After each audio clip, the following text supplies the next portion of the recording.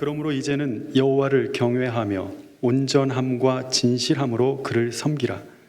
너희의 조상들이 강 저쪽과 애굽에서 섬기던 신들을 치워버리고 여호와만 섬기라. 만일 여호와를 섬기는 것이 너희에게 좋지 않게 보이거든 너희 조상들이 강 저쪽에서 섬기던 신들이든지 또는 너희가 거주하는 땅에 있는 아모리 족속의 신들이든지 너희가 섬길 자를 오늘 택하라. 오직 나와 내 집은 여호와를 섬기겠노라 하니 백성이 대답하여 이르되 우리가 결단코 여호와를 버리고 다른 신들을 섬기기를 하지 아니하오리니 이는 우리 하나님 여호와께서 친히 우리와 우리 조상들을 인도하여 애굽 땅 종되었던 집에서 올라오게 하시고 우리 목전에서 그 큰 이적들을 행하시고 우리가 행한 모든 길과 우리가 지나온 모든 백성들 중에서 우리를 보호하셨음이며 여호와께서 또 모든 백성들과 이 땅에 거주하던 아모리 족속을 우리 앞에서 쫓아내셨음이라. 그러므로 우리도 여호와를 섬기리니 그는 우리 하나님이심이니이다 하니라. 아멘. 우리 옆에 사람과 인사 나누겠습니다. 우리가 함께 해야 서로를 지킬 수 있습니다. 인사하겠습니다. 혼자서는 안 됩니다. 당신이 필요합니다.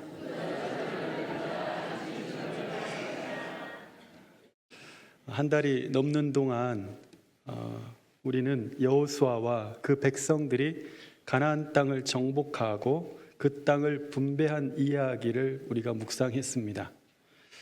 그러나 여호수아와 그 백성들의 이 정착기는 해피엔딩이었을까요?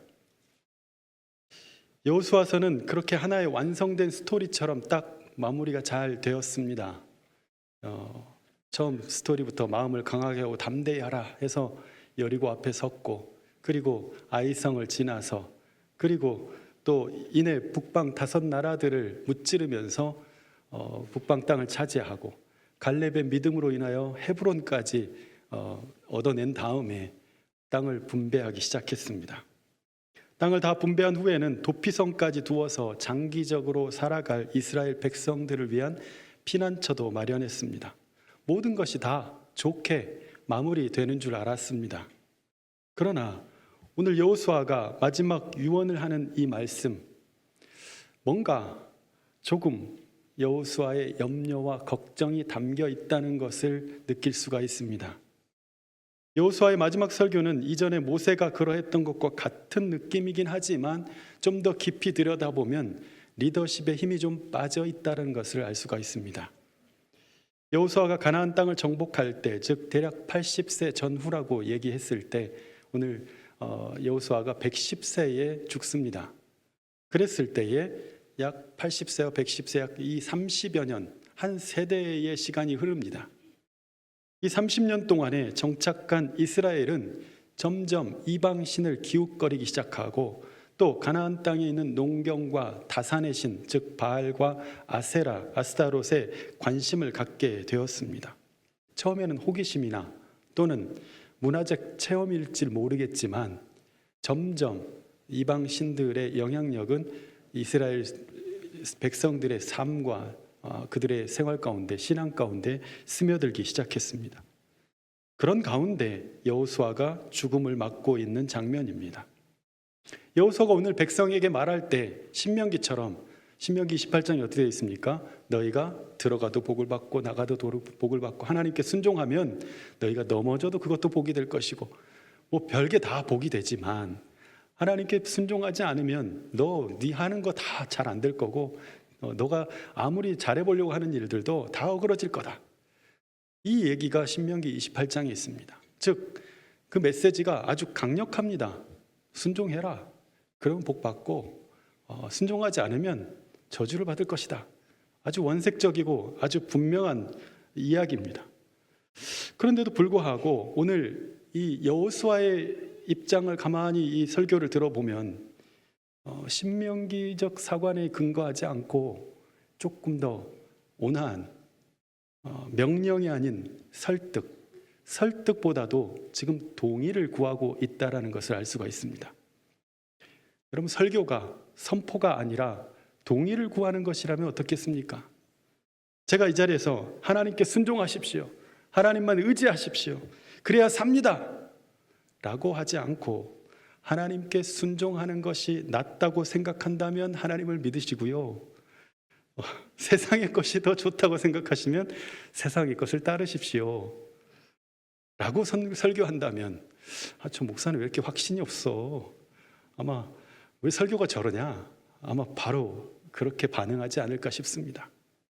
그럼 오늘 우리가 은혜스럽게 묵상하고 있는 오직 나와 내 집은 여호와만 섬기겠다고 하는 이 여호수아의 고백을 가만히 들여다보면 다소 안타까움을 느낄 수가 있는 것입니다. 15절 말씀 같이 한번 읽겠습니다. 15절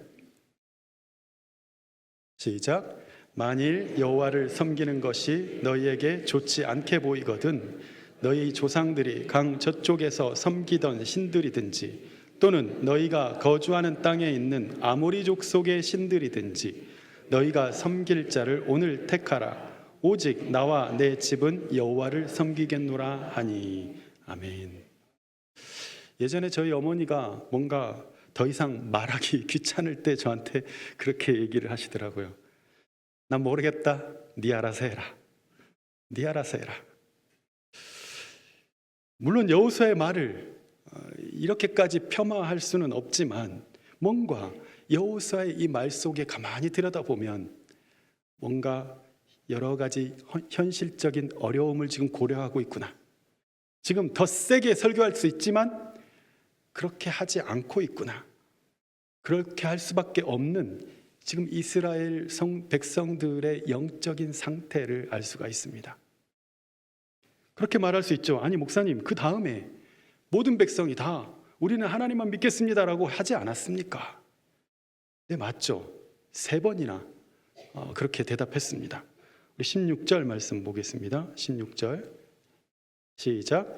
백성이 대답하여 이르되 우리가 결단코 여호와를 버리고 다른 신들을 섬기기를 하지 아니하오리니. 아멘. 21절도 보겠습니다. 21절 말씀 시작. 백성이 여호수아에게 말하되 아니니이다. 우리가 여호와를 섬기겠나이다 하는지라. 또 24절을 보겠습니다. 백성이 여호수아에게 말하되 우리 하나님 여호와를 우리가 섬기고 그의 목소리를 우리가 청종하리이다 하는지라. 아멘. 무려 3번이나 약속했습니다. 이것을 세겜에서 한 약속, 세겜 언약이라고 부릅니다. 그러나 여호수아가 죽은 후에 급격히 무너집니다. 여호수아 다음에 나오는 성경책이 뭡니까? 사사기 2장 8절에서 10절을 보면요, 여호수아가 죽은 이후의 장면이 나오는데요. 사사기 2장 8절에서 10절 같이 읽습니다. 시작. 여호와의 종 눈의 아들 여호수아가 110세에 죽음에 무리가 그의 기업의 경내 에브라임 산지 가하스 산 북쪽 딥낫 헤레스에 장사하였고 그 세대의 사람도 다 그 조상들에게로 돌아갔고 그 후에 일어난 다른 세대는 여호와를 알지 못하며 여호와께서 이스라엘을 위하여 행하신 일도 알지 못하였더라. 아멘. 그 다음 구절이 바로 11절에 보면 그들이 여호와를, 그 다음 세대가 여호와를 버렸다고 얘기합니다. 11절부터 다시 한번 또 봅니다. 13절까지 시작. 이스라엘 자손이 여호와의 목전에 악을 행하여 바알들을 섬기며 애굽 땅에서 그들을 인도하여 내신 그들의 조상들의 하나님 여호와를 버리고 다른 신들 곧 그들의 주위에 있는 백성의 신들을 따라 그들에게 절하여 여호와를 진노하게 하셨으되 곧 그들이 여호와를 버리고 바알과 아스타롯을 섬겼으므로. 아멘. 아니 어떻게 여호수아와 마지막 유언으로 한 약속까지 이렇게 쉽게, 그분의 유지인데, 고인의 유지인데 그걸 어떻게 이렇게 한 세대 만에 다 저버릴 수가 있을까? 여기서 우리는 사람이 한번 은혜 받아가지고 아멘, 어떤 충격적인 사건 앞에서 나 그렇게 살게요 하고 한 이 약속과 이 결연한 다짐도 현실의 삶 가운데서 오래가지 않을 수 있다는 것을 알 수가 있습니다. 한번 은혜 받았다고 우리의 삶이 바뀌지 않는다는 것을 이 말씀을 통해서 보게 돼요. 그들은 약속을 지키고 싶지 않았겠습니까? 지키려고 했죠. 나의 머리는 나 약속한 건데, 신앙생활 잘하기로 했는데, 나의 이성은 그래야 한다고, 여호수아님이 돌아가실 때 난 그렇게 약속했어, 유언이었어, 그래서 나 그때 정말 다짐했다고. 그렇지만 현실은 내 굳은 다짐으로나 한 번의 굳은 결심으로 버텨낼 수 있을 만큼 녹록지 않았습니다. 그렇다면 무엇이 문제였을까? 어떻게 이스라엘 백성들이 불과 30여 년 만에 신앙이 이렇게 약해지고 거대한 우상 숭배의 흐름 가운데서 두 손을 들어버리는 신앙이 되어버렸을까? 첫 번째로 여호수아 이후에 다음을 이어갈 리더십이 없었습니다. 사람을 키우지 않았습니다. 땅만 분배하고 끝났어요. 사람은 키우지 않고 땅을 가지는 것을 목표로 살아왔던 거예요. 가나안 하니까 저 땅만 가지면, 우리가 저기만 가면, 저것만 얻으면 행복한 삶이 다 보장되어 있고 신앙생활도 잘하게 되고, 저 땅만 가면. 어쩌면 우리가 가야 할 곳 가나안, 저기만 가면, 저것만 얻으면 평생 하나님만 믿고 잘 살 줄 알았을 것입니다. 그래서 힘들고 어려울 때도 가나안만 바라보면서 젖과 꿀이 흐르는 땅, 그 땅을 얻는 것이 최종 목표가 되어버렸습니다. 그랬더니 땅을 차지하긴 했어요. 땅을 차지하고 나니까 그들은 정작 그 땅에서 하나님을 예배하는 데 실패하더라는 거예요. 땅이 목표인 사람, 무언가를 얻는 것이 목표인 사람, 자신의 삶이 목표가 아니라 그 목표인 그 땅이 목표이고 어떤 것이 목표일 때, 동산과 부동산이 그 삶의 목표의 전부인 사람은 결국 그것을 얻어도 그 땅에 살 삶이 만들어지지 않아서 그것을 빼앗기게 될 것입니다. 여러분, 오늘 우리가 바라는 것은 무엇입니까? 정말 간절히 구하고 있는 것은 무엇입니까? 하나님께서 인도하셔서, 하나님이 은혜 주셔서, 하나님이 복 주셔서 그래서 가지게 될 어떤 것입니까? 여기에 다 모든 걸 걸고 있습니까? 인생에 어떤 자리입니까? 어떤 위치에 오르는 것입니까? 그 위치에 올랐어도 하나님만 예배하며 살 준비는 되어 있습니까? 그 땅에 이르렀을 때 그 땅에서 그 땅까지 이르게 하셨던, 함께 하셨던 그 주님이 그 땅에서는 더욱 빛나고 더욱 영화로운 주님이 되어야 되지 않겠습니까? 준비가 되지 않은 때에 얻은 것은 오히려 우리에게 해가 될 수도 있습니다. 아무리 젖과 꿀이 흐르는 가나안 땅에 살게 된들 그곳에서 더 이상 하나님을 예배하지 않게 되고, 그곳에서 오히려 믿음이 떨어지고, 그곳에서 마음이 안일해져서 세상의 유혹과 두려움에 너무나 쉽게 휘둘릴 수 있는 그러한 믿음이라면 그곳은 더 이상 젖과 꿀이 흐르는 땅이 아닙니다. 가나안은 하나님의 다스리심 가운데 있기 때문에 가나안인 거지, 하나님이 떠난 땅이 어떻게 가나안이 될 수 있습니까? 오히려 하나님이 떠난 땅에 좋은 것, 값비싼 것이 있었다면 그것은 사탄의 노략거리, 욕망들의 타깃이 될 뿐입니다. 그렇게 여호수아 이후에 찾아온 시대가 바로 사사시대입니다. 사사시대는 끊임없이 외부로부터 노략질을 당하고 내부로부터는 내가 옳은 대로, 내 판단대로, 내 마음 가는 대로 결정하며 살아가는 시대, 그것이 보편적인 문화가 되어버린 시대였습니다. 결국 가나안은 젖과 꿀이 흐르는 땅이 아니라 끊임없이 노략질 당하고 압제를 당하는 땅이 되어버린 것입니다. 두 번째로 이스라엘이 왜 그렇게 약해졌을까? 각 지파의 땅으로 흩어진 다음에 더 이상 서로를 위해서 싸우지 않았습니다. 사실 여호수아를 보면 땅을 다 분배받고 다 정복한 것처럼 보이고 끝납니다. 그러나 막상 사사기 1장부터 딱 넘어가면 아직 정복되지 않은 땅이 있었구나 하는 걸 알 수가 있습니다. 사사기 1장 17절을 보면 므낫세 지파가 가나안 족속을 쫓아내지 못합니다. 그리고 29절부터 31절을 보면 에브라임도 스불론도 아셀도, 같이 한번 보겠습니다. 사사기 1장 29절 시작. 에브라임이 게셀에 거주하는 가나안 족속을 쫓아내지 못하매 가나안 족속이 게셀에서 그들 중에 거주하였더라. 스불론은 기드론 주민과 나할롤 주민을 쫓아내지 못하였으므로 가나안 족속이 그들 중에 거주하면서 노역을 하였더라. 아셀이 악고 주민과 시돈 주민과 알랍과 악십과 헬바와 아빅과 르홉 주민을 쫓아내지 못하고, 그럼 그 이후에 납달리도 쫓아내지 못합니다. 이전에는 함께 싸우고 함께 물리쳤습니다. 함께 대응했어요. 그 문제가 한 곳에서 발생했을 때 우리가 뭘 할 수 있을까? 같이 모였습니다.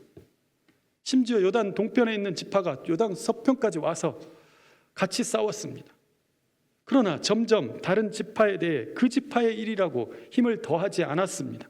그렇게 각 지파는 조금씩 약해져 가고 외부의 공격에 어떤 지파가 무너지고 있어도 그냥 보고만 있었습니다. 내 일은 아닌 거죠. 그리고 세속화는 빠르게 진행되었습니다. 신앙이 좋을 때는 연합하는 일도 쉽게 됩니다. 하나님을 믿는 그 여호와 신앙이라는 하나의 기체 아래 당연히 해야 될 일로 여기니까 모여지는데, 신앙이 약해지니까 연대의 고리도 약해집니다. 여러분, 그리스도인들의 연대는 어떤 정치적인 목적이나 어떤 사회적인 목적, 친목의 목적보다도 하나님을 향한 믿음에 근거할 때 가장 강력한 영향력을 발휘하는 줄 믿으시길 바랍니다. 여호사 사후에 그 연대의 끈이 허술하다 못해 서로가 무너지고 있는데도 불구하고 어떻게 하지 못하고 있는 이 시점에, 그래도 오랜 압제를 계속 받으니까 그 가운데 그래도 남은 자들 있잖아요. 하나님 앞에 기도합니다. 하나님, 이 고통을, 우리의 이 압제를 풀어달라고. 그때마다 하나님은 사사를 보내셨죠. 사사를 보내서 잠시 평안을 누리는 그때를 빼고는 계속 압제와 고통 가운데 살아가더라는 거예요. 여호수아 다음 시대의 이야기입니다. 바로 30년이 지난 그 시대 말입니다. 여러분, 교회가 진정 하나 되고 견고해지는 것은 서로의 교제와 친밀함 가운데서 나오는 것이 아닙니다.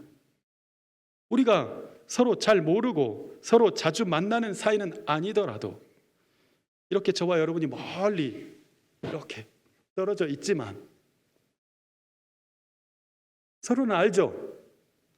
하지만 고작 우리가 나누는 교제는 예배 끝나고 평안하세요, 한 주간 승리하세요, 그저 그 말도 없이 인사만 눈빛으로 나누는, 그렇게 헤어지는 사이라 할지라도 우리는 주 안에서 서로를 신뢰하고 하나님의 약속하신 말씀 위에서 서로를 향하신 하나님의 인도하심을 믿고 충분히 서로를 위로하고 격려하고 지지하고 응원할 수 있습니다. 많은 성도들이 저를 마음으로 기도로 지지하고 계시다는 것을 느낍니다. 꼭 찾아와서 손잡고 제가 잘 기도하고 있습니다, 목사님 힘내서 하지 않으셔도 느껴져요. 지지하고 있다는 걸, 응원하고 있다는 걸.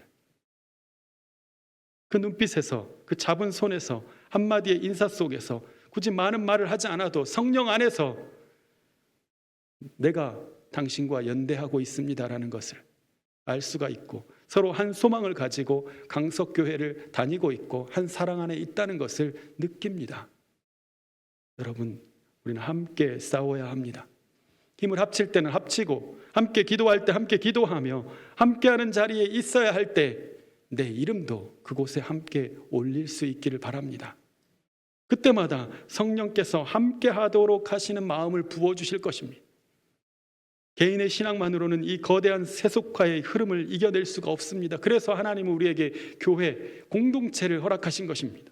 그 공동체를 통하여 우리는 함께 기도하고 함께 예배하고 함께 가나안을 살도록, 서로가 서로에게 있는 그 가나안을 살 수 있도록, 누리도록 돕는 것입니다. 바라는 것은 우리 교회가 그렇게 서로 연대하며 서로를 신뢰하고 또 함께하는 그러한 공동체가 될 수 있기를 예수님의 이름으로 축원합니다. 세 번째로, 여호수아 사후에 이스라엘이 무너진 이후에는 출애굽 공동체와는 달리 날마다 만나와 메추라기를 먹던 그 훈련이 끝났기 때문입니다. 더 이상 하지 않았어요. 그럼 만나와 메추라기를 우리는 매일 아침에 고기가 먹고 싶어서 먹는 어떤 양식으로만 생각하잖아요. 그러나 그렇지 않습니다. 먹는 것의 훈련이 아니고 매일 아침 그것을 주는 것에 만족하고 내일은 또 내일 주실 것이라는 은혜를 기대하면서 하루를 마감하는, 오늘은 오늘까지, 오늘의 은혜는 여기까지, 내일은 또 내일 하나님께서 주시리라. 이 믿음을 날마다 새롭게 경험할 수 있도록 40년 동안 하나님께서 시키신 거예요. 그걸 아까워가지고 붙들고 있으면 바로 부패해요. 내일은 내일 은혜 주신다. 출애굽 공동체는 가나안 땅에 들어올 때까지 40년 동안 이 훈련을 하게 되는데, 그렇기 때문에 여리고 성 앞에 왔을 때 그 수십만의 사람들이, 그 불평과 원망을 많이 하던 그 이스라엘 백성들이 단 한마디 불평하지 않고 그곳에서 침묵하라고 하니까 침묵하고, 외치라고 하니까 외칩니다. 놀라운 역사입니다. 공동체가 완전히 40년 동안 훈련이 된 거예요. 그러나 땅 분배 이후에 여호수아 말기 30년 동안 매일 아침마다 누리던 그 매일 새로운 은혜가 그쳤습니다. 날마다 하나님의 말씀을 기대하면서 오늘 주시는 말씀, 그거 가지고 하루를 살아내고, 하나님으로부터 오는 은혜를 그거 가지고 하루를 살고, 또 그 다음날은 그 다음날 주시는 은혜를 기대하면서 그렇게 살아가는 만나와 메추라기의 신앙이 그치자, 그들은 매일매일 찾아오는 삶의 유혹과 또한 세속화 속에서 하루 말씀의 양식이 아닌 그때그때마다 내가 생각나는 대로, 내 마음에 가는 대로 자기 판단과 자기 생각 속에서 결정하며 살아가게 돼버린 겁니다. 그리고 점점 바알과 아세라 앞에서는 가나안인들에게 흡수되어 갔습니다. 정신적으로나 문화적으로나 또한 영적으로나 다 빼앗겼는데, 그곳이 가나안이라는 지명 이름인들 진정 우리의 영적인 가나안이 되겠습니까? 젖과 꿀이 흐르는 우리의 영적인 만족을 주고 우리의 삶에 행복을 주는 그런 땅이 맞습니까? 저는 오늘 설교를 몇 주 전부터 마음에 두면서 매우 안타까운 심정으로 설교를 준비했습니다. 마치 여호수아 말기 이 30년이 지금의 한국 교회의 지금 자화상과 같다는 생각이 들었기 때문입니다. 저에게는 지금 여호수아가 한 이 말, 오직 나와 내 집은 여호와만 섬기겠다고 하는 말이 아주 은혜스럽게 들리는 것이 아니라, 특단의 믿음의 결단으로 보이는 것이 아니라, 이 후의 열매들을 볼 때 큰 세속화의 흐름을 유언으로라도 막아보고자 하는 그 여호수아의 안타까움을 느끼기 때문입니다. 여러분, 우리의 다음 세대가 지금 사사기를 맞는 순간에 앞에 나와 있다면, 그리고 우리가 지금 외칠 수 있는 것이 단지 너희들은 어떻게 하든지 나와 내 집은 주님을 믿을 것이다 라고 하는 말 정도라면 사사시대는 불보듯 뻔한 우리들의 미래가 될 것입니다. 그러면 우리 어떻게 해야 됩니까? 다음 세대들이 압제를 당할 터인데 온갖 시류와 세속의 흐름 속에서 눌려서 살아갈 것이 지금 보이는데 쓰러지든지 말든지 그들의 몫이라고 놔둬야 합니까? 아니면 끝까지 포기하지 않고 끝까지 연대하면서 같이 싸워주어야 합니까? 나는 하나님을 믿을 건데 너는 너 좋을 대로 해라. 이것이 정말 자유권을 주고 인격적으로 우리가 아이들을 양육하는 태도입니까? 나는 하나님 믿을 건데 넌 네 알아서 해라. 그렇죠. 그럼 뭐 어떻게 할 방법이 없는데 어떻게 해야 될까? 믿음의 거장인 이 여호수아조차도 유언을 통해서나 다짐을 받았던 일들을 우리가 무슨 수로 다음 세대를 위해서 애쓸 수 있을까요? 여러분, 지금이라도 우리 아이들이 세상의 성공을 위해서 달려가는 아이들 말고 말씀을 깊이 생각하고 말씀을 통해 인생을 바라보고 말씀을 통해서 나를 성찰하고 말씀을 통해서 세상을 분별할 수 있는 그런 아이들이 되게 하시기를 간절히 축원합니다. 사사기로 흘러가는 이 흐름을 우리는 돌려놓아야 합니다. 날마다 아이들이 하늘에서 내려오는 만나와 메추라기를 먹게 하십시오. 말씀 묵상이 바로 그것입니다. 하루의 양식을 먹고 그 말씀이 하루를 살게 하는 그 훈련이 되게 하십시오. 그렇다면 언젠가 그들의 인생의 여리고 앞에 섰을 때에 담대하게 하나님께 맡기고 침묵할 때 침묵할 줄 알고 외칠 때 외칠 줄 아는 승리를 얻는 자가 될 줄로 믿습니다. 그리고 하나님이 하신 일을 반복적으로 이야기하십시오. 날마다 주님이 하신 일을 이야기하십시오. 이스라엘의 교육은 다른 거 없습니다. 새로운 걸 가르치지 않습니다. 중요한 것을 반복적으로 가르칩니다. 끊임없이 하나님이 이렇게 하셨다. 출애굽기에 나왔던 이 홍해를 가르친 이야기가 성경 전체 반복됩니다. 또 반복되고 또 반복되고 또 반복됩니다. 그분은 바다를 가르치는 분, 그분은 불기둥과 구름기둥으로 우리를 인도하신 분, 그분은 우리가 싸울 힘이 없을 때 대신 싸워주신 분. 온갖 하나님이 하신 일들이 계속 반복되고 반복되고 또 반복되어서 각인시킵니다. 하나님이 어떤 분이신지 귀에 인이 박히도록 하나님이 하신 일을 이야기하고 노래하고 다시 들려줍니다. 그리고 암송하게 합니다. 루터와 깔뱅이 종교개혁을 할 때에 가장 난관에 봉착했던 것은 다들 가톨릭의 타락에 동의해서 개혁의 자리로 나왔습니다. 그래서 이것 바꾸자 하고 개혁하자고 해서 다 나와서 개혁은 했는데, 그럼 우리가 믿는 것은 무엇인가? 이게 없는 거예요. 개혁은 했지만 똑같이 자기들도 가톨릭이 하는 방식대로 하고 있는 거예요. 그때 교회 개혁자들은 교육이 없이는 개혁이 될 수 없음을 보았고, 루터 같은 경우 어린이들을 위해서는 소요리 문답을, 또 어른들을 위해서는 대교리 문답을 철저하게 가르쳤습니다. 대교리 문답 안에 들어있는 것이 십계명과 또 사도신경, 주기도문, 세례, 성찬, 이 5가지를 철저하게 가르쳤습니다. 아이들에게는 이 주기도문을 외지 않으면 밥도 안 줬습니다. 그렇다고 또 오늘 가서 뜬금없이 주기도문을 외워봐, 너무 새끼 외워야 밥 줄 거야, 또 그러지 마시고, 여러분, 다음 세대가 있게 하는 일, 우리가 다음이 있게 하는 일, 다음이 있는 삶, 다음이 보여지는 삶, 우리 교회가 다음이 있게 하는 일, 다음이 있는 삶에 온 힘과 열정을 쏟는 교회 되기를 간절히 축원합니다. 저는 이렇게 기도합니다. 하나님, 우리 교회가 다음이 있게 하는 교회가 되게 하여 주옵소서. 우리의 다음뿐만 아니라 이 시대의 다음, 이 나라의 다음, 온 땅과 열방 가운데 하나님 나라가 이루어지기 위한 그 다음이 있는 교회가 우리 강석교회 되게 하옵소서. 여러분, 그러기 위해서 우리는 온몸으로 여호수아 24장에서 사사기로 넘어가는 이 시기를 붙들고 다시 우리의 다음 세대에게 출애굽으로 다시 오게 하고, 출애굽의 물꼬를 터서 다시 홍해 앞으로, 다시 만나와 메추라기 앞으로, 다시 여리고 앞에 서는 담대함으로 우리 아이들이 설 수 있도록 인도해야 할 줄로 믿습니다. 다소 비관적이지만 우리가 최선을 다해도 이 시대의 이 큰 흐름을 막기 버겁다는 것을 알고 있습니다.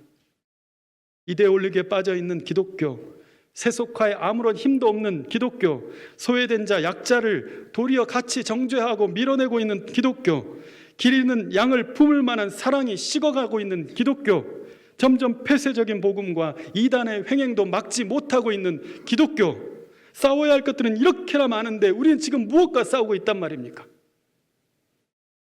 우리 믿음은 지금 무엇을 위해서 기도하고 있습니까? 그저 나와 내 가족은 예수 잘 믿을 거야 하고 움츠려서 들어가야 할까요? 또는 그저 우리 교회라도 잘하자 하고 문을 닫을까요? 우리는 지금 무엇을 위해서, 누구를 위해 싸우고 있습니까? 정말 하나님의 영광과 그 나라를 위해서 싸우고 있습니까? 정말 하나님의 나라가 임하는 것을 꿈꾸면서 지금 다음을 준비하고 있는 교회가 되고 있습니까? 그것을 위해서 우리가 헌신하고 희생하고 있습니까? 우리의 다음 세대가 이대로 사사기를 맞아도 되겠습니까? 오늘 우리 세대만 이렇게 하나님 믿다가 아이들은 너희들 알아서 해라, 자기들이 알아서 하도록 취사 선택해도 좋다고 말해도 되는 것입니까? 사랑하는 우리 강석교회 성도 여러분, 우리의 이 적은 믿음으로 이 큰 세속화의 흐름을 막을 수는 없지만, 그래도 우리가 여전히 하나님의 살아계심과 그분이 여전히 온 땅의 주인이심을 믿고 이 다음도 하나님 앞에 맡기고 포기하지 않고 하나님을 믿고 의지하는 우리 성도들이 되기를 간절히 축원합니다. 하나님은 여전히 우리를 사랑하시고 혹시라도 긍휼히 여기셔서 우리의 다음 세대가 사사시대가 아니라 다윗의 장막으로 인도하실지 누가 알겠습니까? 다음이 있게 하십시다.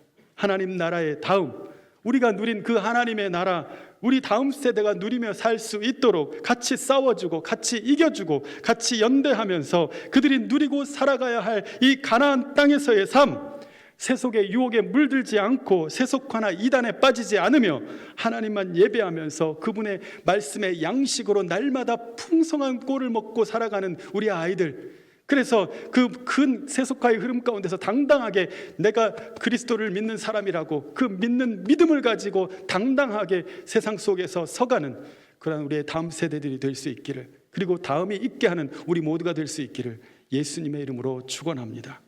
기도하겠습니다. 거룩하신 아버지 하나님, 우리 교회가 다음이 있게 하는 교회 되게 하여 주시옵소서. 서로가 비난하고 정죄하는 시대 속에서 찢겨진 가슴들을 품어낼 수 있는 위대한 리더가 우리 교회를 통하여 나오게 하여 주시옵소서. 우리의 다음 세대가 사사시대가 아닌 다윗의 장막으로 이끌어가는 그러한 우리 다음 세대 되게 하여 주시옵소서. 예수님의 이름으로 기도드립니다. 아멘.